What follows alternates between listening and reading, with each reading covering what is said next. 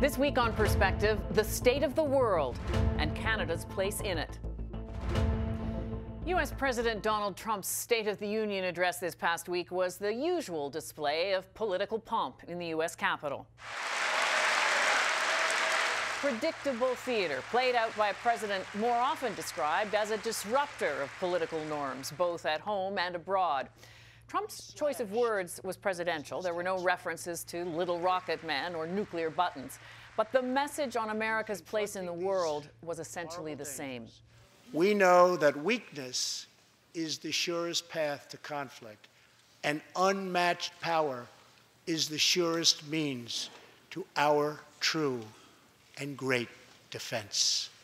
Trump could have been referring to his approach to any number of foreign affairs conflicts, North Korea or Iran or U.S. rivals, as he called them, such as Russia and China. Contrast that to Prime Minister Justin Trudeau's recent trip to Davos, an appearance with Malala Yousafzai, a pledge to increase funding for global education, and a speech to an international audience that cast global prosperity through the lens of gender equality. More women in leadership positions won't just grow our economy, create jobs, and strengthen our communities. It'll also lead to innovation and change in the workplace. Innovation and change that workers desperately need. The unrest that we see around the world is palpable, and it isn't going away. This week on the program, we're going to take a look at a few of the serious conflicts facing the world in 2018. We'll also look at some of the foreign affairs challenges for Canada. We begin with a global assessment from the International Crisis Group, which recently published its list of the 10 conflicts to watch in 2018. Richard Atwood is the chief of policy for the organization in New York, and I began by asking him about notable trends in foreign policy and the way governments deal with conflict. So one of the top ones we noticed was what we call the increasing militarization of foreign policy. An increasing willingness by leaders across the world, not just the Trump administration, leaders across the world to pursue their ends at home or pursue their strategic interests abroad through force rather than diplomacy, through repression rather than accommodation.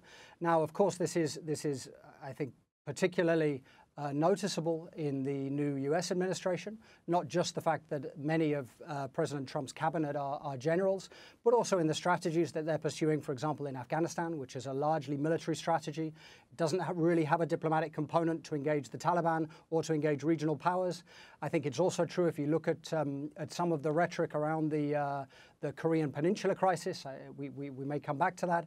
I think it's true. Certainly, President Obama was also not shy to use drone strikes, to use targeted operations. But I think we've seen in parts of the world an escalation of those operations in Somalia, in Yemen, under the new U.S. administration. Do you think, though, this comes at the same time as within those countries, particularly Western countries, there's not really much of an appetite for a foreign intervention if you look at particularly at the American situation. So on the one hand, you see this sort of idea of an increased militarized foreign policy at a time when populations appear to be sort of less inclined to want to see their countries engaged in foreign conflict.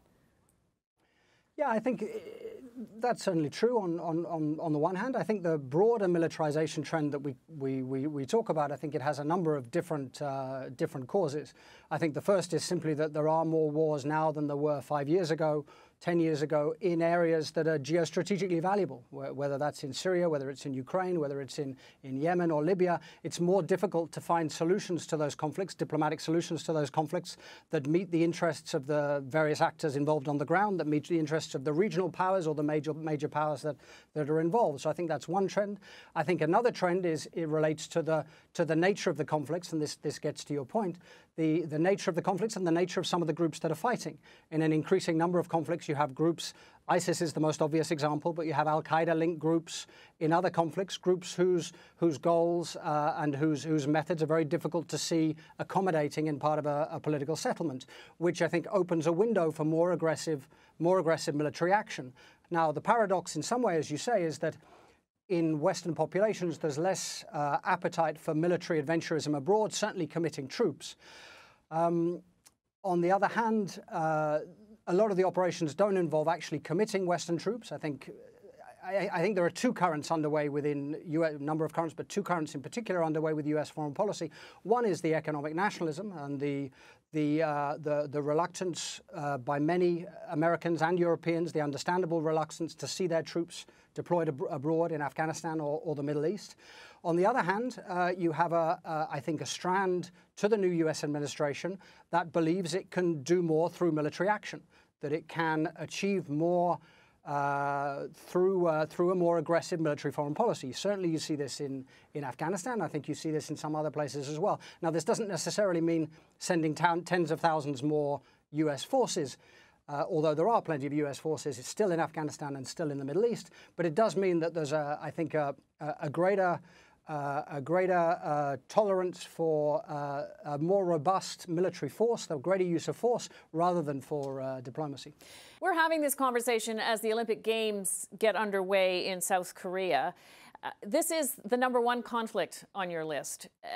Tell me what effect the kind of rhetoric we're hearing from the United States, the kind of my button is bigger than your button talk, what kind of effect that is having on the peninsula itself. We put the Korean Peninsula crisis as #1 on our list, and this is not because we think it's the most likely conflict. We think it's because it's more likely than it's been for some time, and the catastrophic costs of such a conflict would be so high that we think it should be something that everybody's worried about. Kim Jong-un's regime has conducted a bunch of nuclear tests over the last couple of years. Perhaps more significantly, he's conducted tests of ballistic weapons, intercontinental ballistic weapons. The last one that he tested at the end of November is a weapon called the Hwasong-15. In principle, it has a reach of 8,000 miles, 13,000 kilometers, which in principle means it could strike U.S. Cities. The U.S. has adopted a strategy of what it calls maximum pressure. Now, there's two strands to maximum pressure. The first is sanctions through the United Nations Security Council. The problem with sanctions, of course, is that they will take time to bite. They will hurt the North Korean people for a long time before they hurt the regime itself. And it's not clear how much China's enforcing them more than ever before, but it's not clear whether China will enforce them completely, because, of course, it fears a collapse on the Korean Peninsula. So sanctions have limits. I think the part of the maximum pressure strategy that we're more worried about is the second part, which is, as you say, this increasing bellicosity, threats that the US is prepared to use military action, to use force to either change Kim's calculations or slow his weapons development. You also suggest in that report that perhaps the pressure may, in fact, cause the North Koreans to actually accelerate their weapons development. There's little that suggests they will encourage Kim to stop his tests. In fact, those tests are likely to, I think, come April and moving into the summer and the fall, those tests are likely to continue. There's also, of course, the danger that if those tests continue and the US keeps threatening, at some point it may back itself into a corner. Otherwise, the threats simply become bluster. The other danger with the threats is that Kim simply mistakes a military exercise or some other military action as an attack and takes his own preemptive action. So the potential for calculation is much higher. Now, of course, what we don't know is if the threats are genuine. If the threats are genuine, they're even more dangerous. And I think we certainly get the sense, certainly some senior members of the administration have floated this theory, what they call the bloody nose theory, whereby they attack the regime, slow the weapons development. And I think some certainly give the impression that they believe such a strike could be conducted without provoking retaliation from Pyongyang. I think we think that's probably a mistake, but it's certainly an enormous gamble. I want to ask you about Iran, a different part of the world. It's tied up in many of the conflicts that you point to. Its relationship with the United States, its rivalry with Saudi Arabia, the situation in Syria, the situation in Yemen. How would you describe the power of Iran at this point and what that might mean? I think we're now looking out at the Middle East, which for now is post-ISIS. I mean, we don't know what will happen to ISIS, but for now the Middle East it's in the phase after the counter-ISIS operations. And the big winner really from the counter-ISIS operation so far, and again things may change, but the big winner so far has been Iran. The areas that have been captured back from ISIS and captured back from some of the disputed areas that have been captured back recently from the Kurds in Iraq. These were captured back by the Iraqi armies, but the force that now controls them itself or through proxies are the Popular Mobilization Units, the PMUs, which many of which are backed by Iran. President Assad in Syria is the war has certainly shifted in his favor. Again, a very close ally of Iran, and very difficult to see how that strategic partnership is broken. You have Hezbollah, of course. In Yemen, the Houthis are not an Iranian proxy, but the Iranians have been giving them weapons, which has allowed them to resist the Saudi-led bombardment and the Saudi-led offensive.